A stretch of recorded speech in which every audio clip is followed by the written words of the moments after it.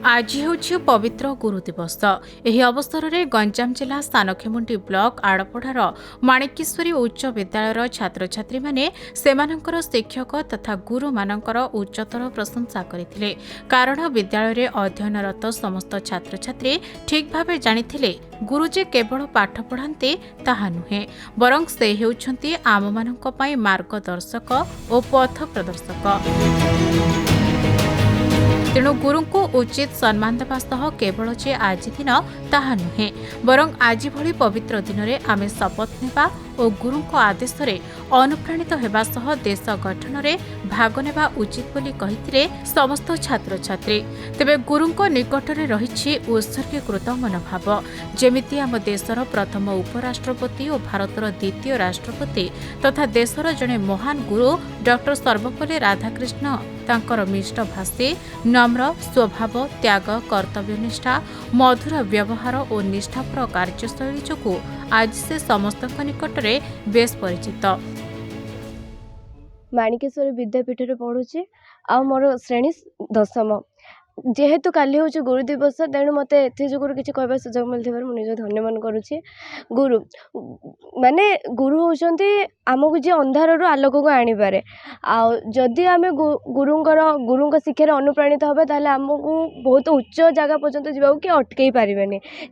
ପ୍ରଥମ ଗୁରୁ ହେଉଛି ଭଗବାନ, କିନ୍ତୁ ଦ୍ୱିତୀୟ ଗୁରୁକୁ ମୁଁ ମାନୁଛି ଦ୍ୱିତୀୟ ଈଶ୍ୱର ଭାବେ ମୁଁ ମାନୁଛି ଗୁରୁକୁ।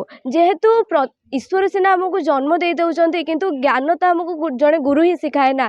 ତାହେଲେ ଯଦି ଗୁରୁ ନଥାନ୍ତେ ତାହେଲେ ଆମେ ସେ ଜ୍ଞାନ ବି ପାଇପାରିନଥାନ୍ତୁ।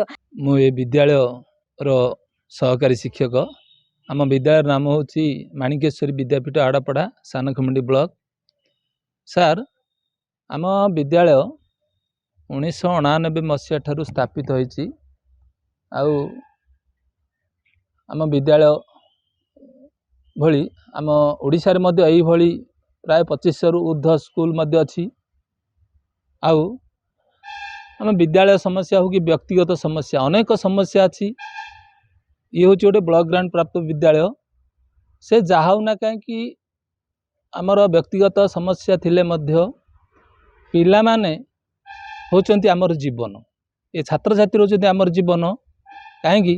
ପ୍ରଥମେ ହେଉଛି ଆମର ଛାତ୍ରଛାତ୍ରୀ, ପଛେ ଆମର ପରିବାର। ସବୁବେଳେ ଆମେ 30 ବର୍ଷ 35 ବର୍ଷ ହେଲା ମୁଁ ଏ ବିଦ୍ୟାଳୟରେ ଶିକ୍ଷାଦାନ କରି ଆସୁଛି। ମୁଁ ଏଇଟାକୁ ବ୍ରତ ବୋଲି ମାନି ନେଇଛି।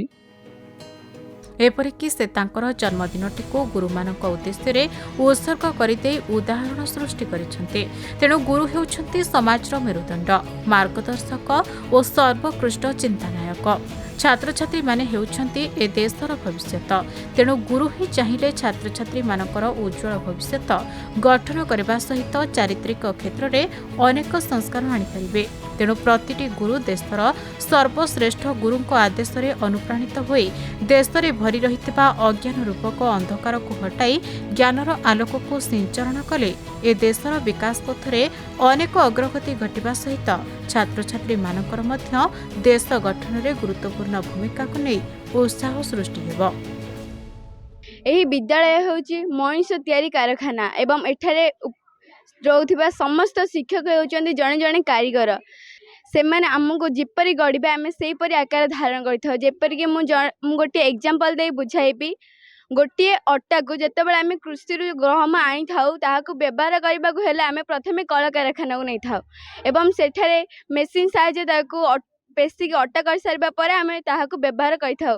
ଠିକ୍ ସେହିପରି ଆମେ କୃଷିରୁ ଉତ୍ପନ୍ନ ଏକ ଗହମ ଅଟୁ ଏବଂ ଏହି ବିଦ୍ୟାଳୟର ଯେଉଁ ମଣିଷ ତିଆରି କାରଖାନା, ସେଠାରେ ଥିବା ମଣିଷମାନେ ଆମକୁ ଏକ ବିଦ୍ୟା, ଶାଠ, ଚରିତ୍ର ଇତ୍ୟାଦି କରି ଏକ ବ୍ୟବହାର ଉପଯୋଗୀ ବନାନ୍ତି, ଯାହାଦ୍ୱାରା କି ଆମେ ଏହି ଦେଶର ବ୍ୟବହାରରେ ଆସିଥାଉ।